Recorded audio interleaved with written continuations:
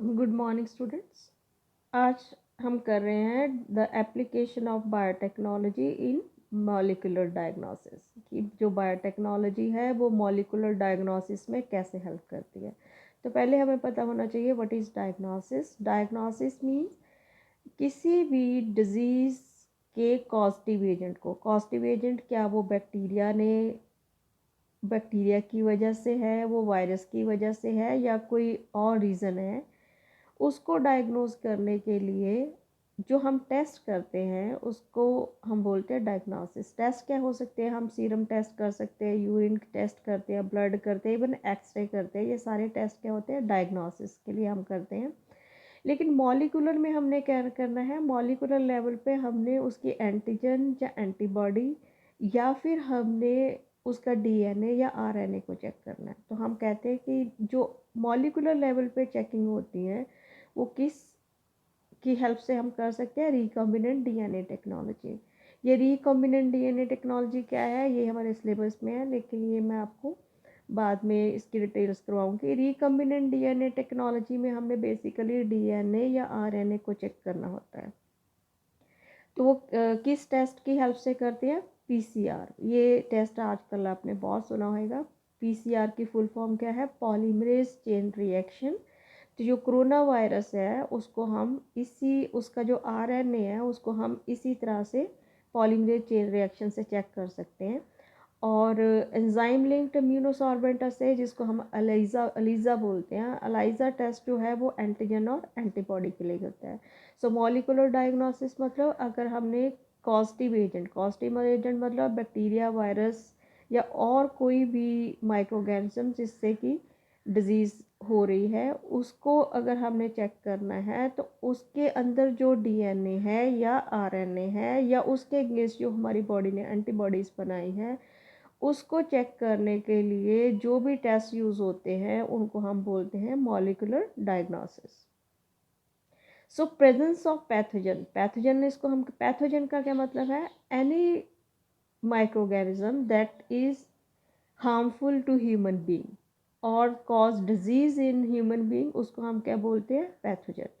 Pathogen जो है उसको हम जो कोई भी डिजीज़ के पर जैसे ही वो एंटर होएगा हमारी बॉडी में तो वो क्या क्या करेगा? अपने सिम्टम्स शो करेगा कि जैसे फीवर ज़्यादा हो जाएगा या फिर जुकाम हो जाएगा या फिर आपको शिवरिंग होनी शुरू हो जाएगी, या कोई भी जिस भी बीमारी का वो पॉजिटिव एजेंट है उसने वैसे वैसे सिम्टम हमारी बॉडी में शो करने होने चाहिए, देने शुरू करने हैं।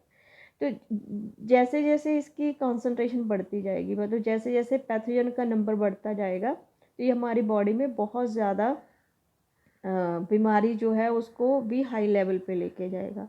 लेकिन अगर हम इसको डायग्नोज कर लें अर्ली स्टेज में भी जैसे ही एंटर हुआ है इसकी कॉन्सेंट्रेशन कम है, अगर हम उस स्टेज पे इसको डायग्नोज कर ले तो डॉक्टर जो है उसको हम बता दें कि हाँ देखो ये वाला बैक्टीरिया है, ये बॉडी में एंटर हो चुका है, तो उसके अगेंस्ट वो क्या करेगा? मेडिसिन दे देगा और पेशेंट जो है वो जल्दी ठीक हो जाएगा।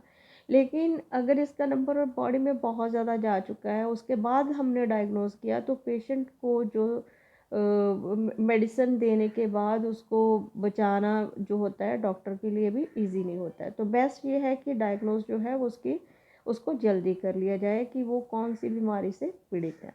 तो इसके लिए पीसीआर जो है दैट इज़ द बेस्ट। तो अलाइज़ा में हम क्या करते हैं? अलाइज़ा में आपको पता है कि जैसे कोई बैक्टीरिया या वायरस बॉडी में एंटर हुआ तो that is act as a antigen, right. जैसे वो एंटीजन हम बैक्टीरिया वायरस की जगह बोलेंगे कि जैसे ही वो एंटीजन हमारी बॉडी में एंटर हुआ तो हमारी बॉडी ने उसके अगेंस्ट क्या बनानी शुरू कर दी? एंटीबॉडीज़। एंटीबॉडीज़ जो है basically this is the concept of immunity. तो हमारी बॉडी में क्या आ गई? इम्यूनिटी। इम्यूनिटी क्या होती है? गॉड गिफ्टेड पावर होती है हमारी बॉडी में। जैसे सपोज कोई हमारी बॉडी में कट लग जाता है या चोट लग जाती है तो उसको कुछ दिनों में वो अपने आप में ठीक हो जाती है। क्यों ठीक हो जाती है? क्योंकि वो हमारी बॉडी में एक पावर है जिसको हम बोलते हैं इम्यूनिटी। इम्यूनिटी की वजह से बेसिकली ये इम्यूनिटी क्या होती है? एंटीबॉडीज़ जो है वो प्रोवाइड करवाती हैं। अब अगर हमारी बॉडी में कोई हम एग्जांपल लेते हैं कि बैक्टीरिया जो है वो उसका नाम है साल्मोनेला टाइफी, ठीक है। उसने क्या कॉज करना है? उसने कॉज करना है हमारी बॉडी में टाइफाइड कॉज करना है। तो वो हमारी बॉडी में एंटर कर गया, तो उसके अगेंस्ट बॉडी ने क्या बनानी शुरू कर दी, एंटीबॉडीज़ बनानी शुरू कर दी।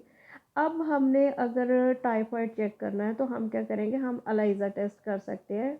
विडाल टेस्ट वैसे होता है इसका। अगर हम एलाइजा टेस्ट करते हैं तो उसमें क्या करते हैं कि हम जो हमारी बॉडी ने अगर एंटीबॉडीज़ बनाई हैं तो इसके जो एंटीजन होता है उसको हम एक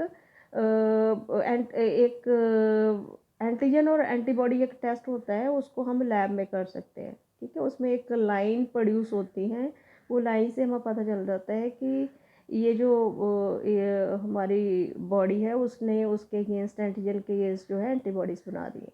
तो ये जो टेस्ट होते हैं ये क्विक टेस्ट होते हैं इसको। और अगर हमारी बॉडी में बहुत कम डीएनए या बहुत कम मात्रा में एंटीबॉडीज़ अभी बनी हैं तो उसको भी बहुत लो कंसंट्रेशन पर ये क्या है डायग्नोस कर सकते हैं। सो जो टेक्निक कौन कौन सी टेक्निक हुई, ELISA test and PCR test, जो कि आरडीएनए टेक्नोलॉजी पे बेस्ड है, जो कि बायोटेक्नोलॉजी की हेल्प से हमने बनाया है।